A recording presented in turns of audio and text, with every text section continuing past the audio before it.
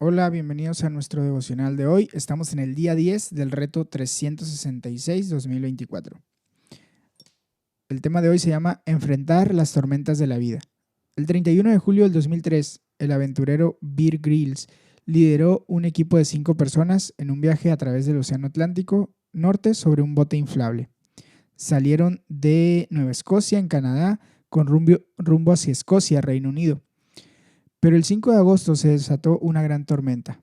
Había olas de 30 metros. Perdieron contacto con el satélite. Ellos y nosotros temieron por sus vidas. Afortunadamente, sobrevivieron para contar la historia. No todos pasaremos por tormentas físicas de este tipo, pero Jesús dijo que en la vida enfrentaríamos tormentas. Mateo 7. La vida no es sencilla. Las tormentas son muchas y variadas. Como vemos en los pasajes de hoy, Abraham, David y los discípulos de Jesús se enfrentaron tormentas. ¿Qué aprendemos de su ejemplo? Toma el escudo de la fe, según Salmos 7, del 10 al 17. En medio de las tormentas, David dice: mi escudo está en Dios. Alabaré al Señor por su justicia. Al nombre del Señor Altísimo cantaré salmos. Si caemos en la tentación y comenzamos a disfrutarla y alimentarla, David advierte: miren al preñado de maldad, concibió iniquidad y parirá mentira. En otra metáfora lo compara con como cavar un hoyo, quitar la tierra con una pala y luego caer en el pozo que hemos hecho. El apóstol Pablo dice que hemos de tomar el escudo con el que podremos extinguir todas las flechas encendidas del maligno, en Efesios 6:16. El escudo es el escudo de la fe, o como David lo expresa aquí, su escudo es Dios. Esta es la mejor protección que podemos tener contra los ataques del enemigo. Señor, gracias porque puedo decir como el salmista: mi escudo está en Dios. Confía en Jesús el Salvador, basado en Mateo 8:23 al 9:13.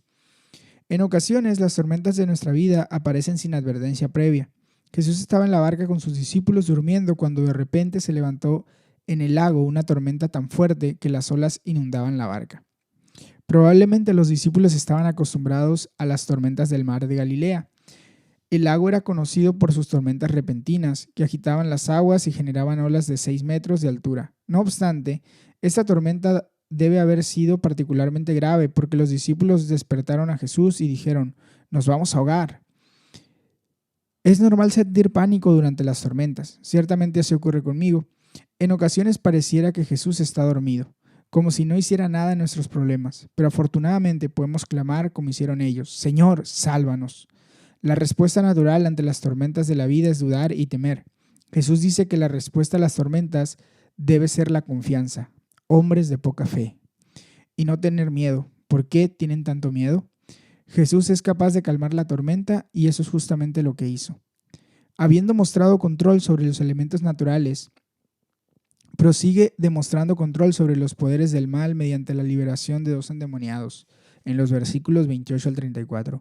Jesús estaba más interesado en la gente que en las posesiones, a diferencia de quienes le rogaron que abandonara su región. Jesús luego enfatiza que el perdón es más importante que la sanidad. Pero la sanidad no es algo menor. Jesús realiza ambas cosas.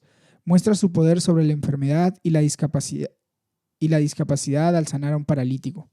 Al ver esto, dice, la multitud se llenó de temor y glorificó a Dios por haber dado tal autoridad a los mortales.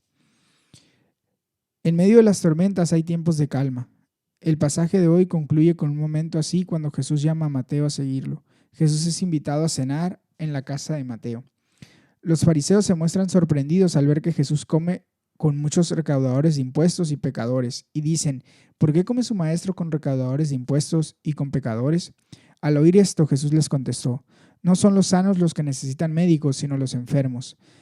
Pero vayan y aprendan lo que significa: lo que pido de ustedes es misericordia y no sacrificios, porque no he venido a llamar a justos, sino a pecadores. La misericordia de Dios en su bondad y perdón hacia personas que no lo merecen. La misericordia de Dios, es su bondad y perdón hacia personas que no lo merecen. Hoy puedes recibir y disfrutar su misericordia y luego ser compasivo con los demás. Señor, gracias, porque en todas las tormentas de la vida puedo clamar: Señor, sálvanos. Ayúdame a confiar en ti en estos momentos y no tener miedo. Agradece a Dios su provisión basado en Génesis 21 al 23:20. Abraham dice ciertamente enfrentó tormentas en su vida. El pasaje de hoy está lleno de batallas, pero comienza con un maravilloso momento de calma en medio de estas tormentas. Tal como el Señor lo había dicho, se ocupó de Sara y cumplió con la promesa que le había hecho. Como a veces ocurre con nosotros, tuvieron que aguardar un largo tiempo, pero la promesa de Dios se cumplió oportunamente. Durante el periodo de espera, el desafío es seguir confiando en Dios.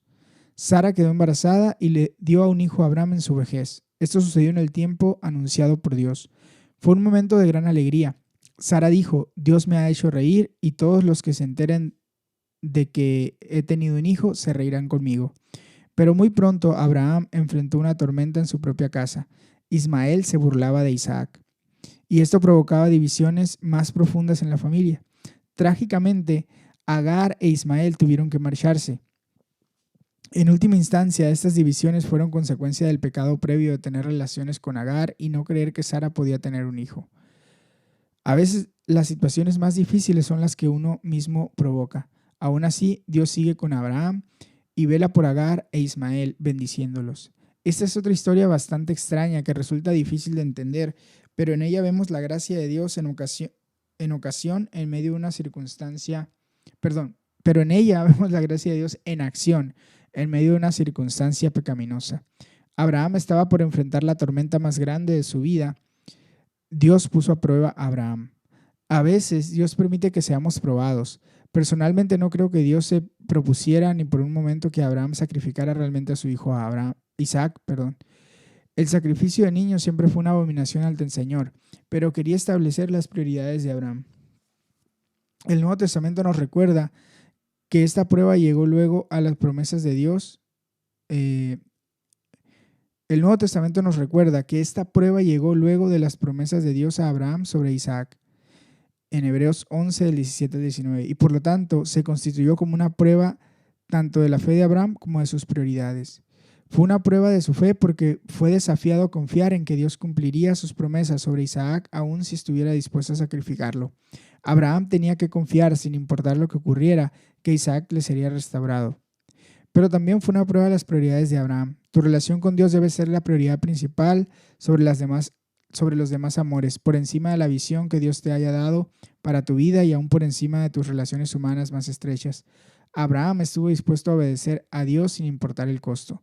Su gran fuerza era que amaba a Dios más que a cualquier cosa o persona. Afortunadamente, Dios proveyó el sacrificio necesario.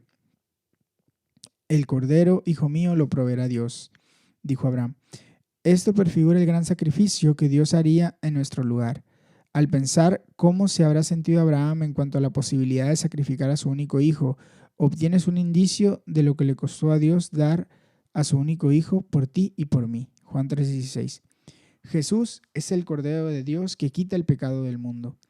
Si Dios proveyó el sacrificio máximo para satisfacer tu necesidad más grande, ¿acaso no proveerá para satisfacer tus demás necesidades? Aquí Abraham llama a Dios Jehová Jireh, o el Señor provee. Es importante reconocer que la provisión de Dios es parte de su carácter. Dios es el gran proveedor. Muy a menudo he comprobado la veracidad de esto en mi propia vida y en nuestra comunidad. Dios es fiel a sus promesas, como señala el apóstol Pablo. Así que mi Dios les proveerá de todo lo que necesitan conforme a las gloriosas riquezas que tiene en Cristo Jesús. Nuestra tarea es obedecer a Dios. Y Él promete que si lo hacemos, proveerá para todas nuestras necesidades. La provisión y la bendición de Dios son increíblemente grandes. Incluyen esto: todas las naciones del mundo serán bendecidas por medio de tu descendencia. Y eso se logró a través de Cristo. Señor, gracias porque eres escudo, proveedor y salvador. Ayúdame a confiar en ti y no tener miedo. Ayúdame a tenerte como la prioridad número 1 de mi vida. Pipa añade, en relación a Mateo 8, 23 a 9, 13. El pasaje de hoy del Nuevo Testamento me recuerda sobre la importancia de confiar en Jesús aun cuando las cosas no luzcan grandiosas. Él tiene poder de resolver incluso lo más difícil de las situaciones. Salmos capítulo 7, a partir del versículo 10, dice así: Mi escudo está en Dios, que salva a los de corazón sincero. Dios es un juez justo, un Dios que cada día manifiesta su enojo. Si el malvado no se arrepiente, Dios afilará la espada y tensará el arco. Ya ha preparado sus mortíferas armas, ya tiene listas sus llameantes saetas. Miren al preñado de maldad, concibió iniquidad y parirá mentira. Cavó una fosa y la ahondó, y en esa misma fosa caerá. Su iniquidad se volverá contra él, su violencia recaerá sobre su cabeza. Alabaré al Señor por su justicia, el nombre del Señor Altísimo cantaré salmos. Mateo capítulo 8, a partir del versículo 23 dice así. Luego subió a la barca y sus discípulos lo siguieron. De repente se levantó en el lago una tormenta tan fuerte que las olas inundaban la barca, pero Jesús estaba dormido. Los discípulos fueron a despertarlo. Señor, gritaron, sálvanos que nos vamos a ahogar. Hombres de poca fe, contestó, ¿por qué tienen tanto miedo? Entonces se levantó, reprendió a los vientos y a las olas y todo quedó completamente tranquilo. Los discípulos no salían de su asombro y decían, ¿qué clase de hombre es este que hasta los vientos y el mar le obedecen? Cuando Jesús llegó al otro lado, a la región de los Gadarenos, 2 endemoniados salieron a su encuentro de entre los sepulcros. Eran tan violentos que nadie se atrevía a pasar por aquel camino. De pronto gritaron a Jesús, ¿por qué te atormentas, Hijo de Dios? ¿Has venido aquí a atormentarnos antes de tiempo señalado? A cierta distancia de ellos estaban alimentándose una manada de muchos cerdos. Los demonios rogaron a Jesús, si nos expulsas, mándanos a la manada de cerdos. Vayan, les dijo. Así que salieron de los hombres y entraron en los cerdos. Entonces toda la manada se precipitó al lago por el despeñadero y murió en el agua. Los que cuidaban los cerdos salieron huyendo al pueblo y avisaron a todos, y avisaron de todo, incluso de lo que había sucedido a los endemoniados. Entonces todos los del pueblo fueron al encuentro de Jesús, y cuando lo vieron le suplicaron que se alejara de esa región. Mateo capítulo 9 dice, subió Jesús a una barca, cruzó al otro lado y llegó a su propio pueblo. Unos hombres le llevaron un paralítico acostado en una camilla. Al ver la fe de ellos, Jesús dijo al paralítico, ánimo, hijo, tus pecados quedan perdonados. Algunos de los maestros de la ley murmuraron entre ellos, este hombre blasfema. Como Jesús conocía sus pensamientos, les dijo, ¿por qué dan lugar a tan malos pensamientos? ¿Qué es más fácil, decirle, tus pecados quedan perdonados, o decirle, levántate y anda? Pues para que sepan que el Hijo del Hombre tiene autoridad en la tierra para perdonar pecados, se dirigió entonces al paralítico, levántate, toma tu camilla y vete a tu casa. Y el hombre se levantó y se fue a su casa. Al ver esto, la multitud se llenó de temor y glorificó a Dios por haber dado tal autoridad a los mortales. Al irse de allí, Jesús vio a un hombre llamado Mateo sentado a la mesa de recaudación de impuestos. Sígueme, dijo Jesús, y Mateo se levantó y lo siguió. Mientras Jesús estaba a la mesa en casa de Mateo, muchos recaudadores de impuestos y pecadores llegaron y comieron con él y sus discípulos. Cuando los fariseos vieron esto, preguntaron a sus discípulos, ¿por qué come su maestro con recaudadores de impuestos y pecadores? Al oír esto, Jesús contestó, no son los sanos los que necesitan médico, sino los enfermos. Pero vayan y aprendan qué significa esto. Lo que pide de ustedes es misericordia y no sacrificio, porque no he venido a llamar a justos, sino a pecadores. Génesis capítulo 21. Tal como el Señor lo había dicho, actuó a favor de Sara y cumplió con la promesa que había hecho. Sara quedó embarazada y dio un hijo a Abraham en su vejez. Esto sucedió en el tiempo anunciado por Dios. Al hijo que Sara le dio, Abraham le puso por nombre Isaac. Cuando su hijo Isaac cumplió 8 días de nacido, Abraham lo circuncidó tal como Dios se lo había ordenado. Abraham tenía ya 100 años cuando nació su hijo Isaac. Sara dijo entonces, Dios me ha hecho reír, y todos los que se enteren de que he tenido un hijo se reirán conmigo. ¿Quién hubiera dicho a Abraham que Sara amamantaría hijos? Sin embargo, le he dado un hijo en su vejez. El niño Isaac creció y fue destetado. Ese mismo día Abraham hizo un gran banquete, pero Sara se dio cuenta de que el hijo de Agar, la egipcia, había dado a había dado a Abraham. Pero Sara se dio cuenta de que el hijo que Agar, la egipcia, había dado a Abraham, se burlaba de su hijo Isaac. Por eso dijo a Abraham: echa de aquí a esa esclava y a su hijo.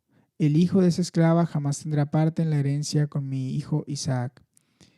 Esto angustió mucho a Abraham porque se trataba de su propio hijo. Pero Dios dijo a Abraham: no te angusties por el muchacho ni por tu esclava. Hazle caso a Sara, pues tu descendencia se establecerá por medio de Isaac. Pero también del hijo de la esclava haré una gran nación, porque es descendiente tuyo. Al día siguiente, Abraham se levantó de madrugada, tomó un pan y un recipiente de cuero para agua y se los dio a Agar, poniéndoselos sobre el hombro. Luego le entregó al muchacho y se despidió. Agar partió y anduvo errante por el desierto de Berseba. Cuando se acabó el agua del recipiente, puso al muchacho debajo de un arbusto y fue a sentarse sola a distancia de un tiro de flecha, pues pensaba: no quiero ver morir al muchacho.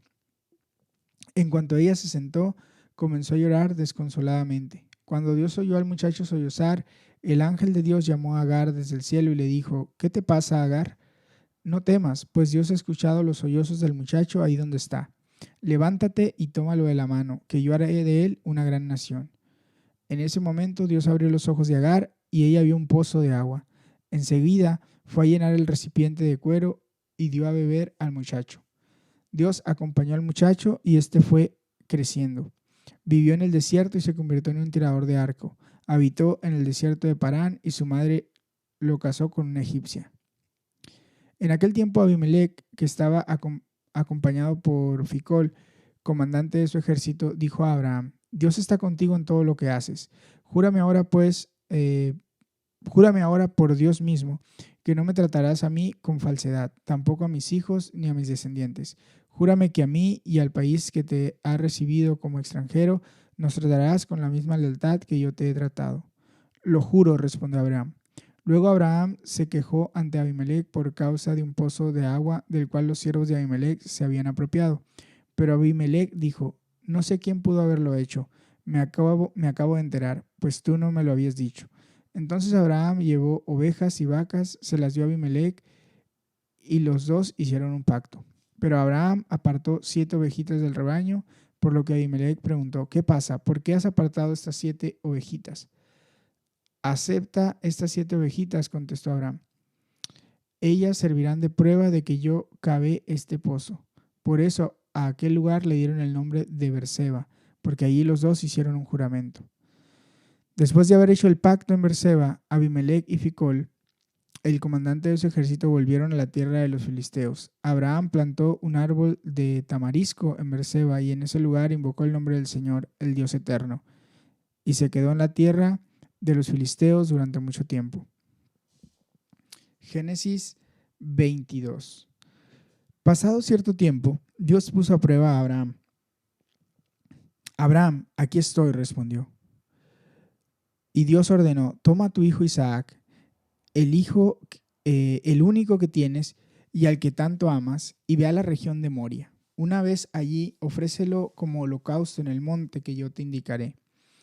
Abraham se levantó de madrugada y ensilló su asno. También cortó leña para el holocausto y junto con 2 de sus criados y su hijo Isaac se encaminó hacia el lugar que Dios le había indicado. Al tercer día, Abraham alzó los ojos y a lo lejos vio el lugar. Entonces dijo a sus criados: quédense ahí con el asno. El muchacho y yo seguiremos adelante para adorar a Dios y luego regresaremos junto a ustedes. Abraham tomó la leña del holocausto y la puso sobre los hombros de Isaac, su hijo. Él, por su parte, cargó con el fuego y el cuchillo, y los dos siguieron caminando juntos. Isaac dijo a Abraham: Padre, dime, hijo mío. Aquí tenemos el fuego y la leña, contestó Isaac, pero ¿dónde está el cordero para el holocausto? Del cordero, hijo mío, se encargará Dios, respondió Abraham. Y siguieron caminando juntos. Cuando llegaron al lugar señalado por Dios, Abraham construyó un altar y preparó la leña. Después ató a su hijo Isaac y lo puso sobre el altar, encima de la leña. Entonces tomó el cuchillo para sacrificar a su hijo, pero en ese momento el ángel del Señor le gritó desde el cielo: Abraham, Abraham. Aquí estoy, respondió. No pongas tu mano sobre el muchacho ni le hagas ningún daño, dijo el ángel. Ahora sé que temes a Dios, porque ni siquiera te has negado a darme tu único hijo. Abraham alzó la vista y en un matorral vio un carnero enredado por los cuernos. Fue entonces, tomó el carnero y lo ofreció como holocausto en lugar de su hijo. A ese sitio Abraham le puso por nombre El Señor provee. Por eso, hasta el día de hoy, se dice, en el monte del Señor será provisto lo necesario. El ángel del Señor llamó a Abraham por segunda vez desde el cielo y le dijo, como has hecho esto y no me has negado a tu único hijo, tan cierto como que yo vivo, afirma el Señor, te bendeciré en gran manera y multiplicaré tu descendencia, como las estrellas del cielo y como la arena del mar. Además, tu descendencia conquistará las ciudades de sus enemigos. Puesto que me has obedecido, por medio de tus descendencias serán bendecidas todas las naciones de la tierra. Abraham regresó al lugar donde estaban sus criados y juntos partieron hacia Beerseba, donde Abraham se quedó a vivir. Pasado cierto tiempo, Abraham recibió la noticia de que también Milca había dado hijos a su hermano Nahor. Su hijo primogénito fue Uz, luego nacieron sus hermanos Buz y Kemuel. Este último fue el padre de Aram. Después siguieron Keset, Jasó, Pildas, Gilaf y Betuel, que fue el padre de Rebeca. Estos fueron los 8 hijos de Milca, que Milca dio a Nahor, hermano de Abraham. Nahor también tuvo hijos con Reumá, su concubina. Ellos fueron Tebaj, Gahán, Tahas y Maacá. Génesis 23. Sara vivió 127 años y murió en Kiriat Arba, es decir, en la ciudad de Hebrón, en la tierra de Canaán. Abraham hizo duelo y lloró por ella. Luego se retiró de donde estaba la difunta y fue a proponer a los hititas lo siguiente: entre ustedes yo soy un extranjero, un extraño. No obstante, quiero pedirles que me vendan un sepulcro para enterrar a mi difunta esposa. Los hititas respondieron: escúchenos, Señor. Usted es un jefe muy importante entre nosotros. Sepulte a su difunta esposa en el mejor de nuestros sepulcros. Ninguno de nosotros le negará su tumba para que pueda sepultar a su difunta esposa. Abraham se levantó, se inclinó ante los hititas del lugar y les dijo: si les parece bien que yo entierre aquí a mi difunta esposa, les ruego que interceda ante Efrón, hijo de Zohar, para que me venda la cueva de Macpela que está en los linderos de su campo. Díganle que me la venda en su justo precio, y así tendré entre ustedes un sepulcro para mi familia. Efrón el hitita, que estaba sentado allí entre su gente, respondió a Abraham en presencia de todos ellos y de los que pasaban por la puerta de su ciudad: no, señor mío, escúcheme bien, yo le regalo el campo y también la cueva que está en él. Los hijos de mi pueblo son testigos de que yo se los regalo. Entierre usted a su difunta esposa. Una vez más, Abraham se inclinó ante la gente de ese lugar y en presencia de los que allí estaban, le dijo a Efrón: escúchame, por favor. Yo insisto en pagarle el precio justo del campo. Acéptelo usted y así yo podré enterrar ahí a mi difunta esposa. Efrón contestó a Abraham: Señor mío, escúcheme, el campo vale 400 siclos de plata. ¿Qué es eso entre nosotros? Vaya tranquilo y entierra a su difunta esposa. Abraham se puso de acuerdo con Efrón y en presencia de los hititas le pagó lo convenido, 400 siclos de plata, de acuerdo con el peso corriente entre los comerciantes. Así fue como el campo de Efrón, que está en Macpela, cerca de Mamré, pasó a ser propiedad de Abraham, junto con la cueva y todos los árboles que estaban dentro de los límites del campo. La transacción se hizo en presencia de los hititas y de los que pasaban por la puerta de su ciudad. Luego Abraham sepultó a su esposa Sara en las cuevas del campo de Macpela, que está cerca de Mamré, es decir, en Hebrón, en la tierra de Canaán. De esta manera, el campo y la cueva que estaba en él dejaron de ser de los hititas y pasaron a ser propiedad de Abraham para sepultura. Muy bien, hasta aquí llega entonces la lectura del día 10. Espero que tengan un excelente día.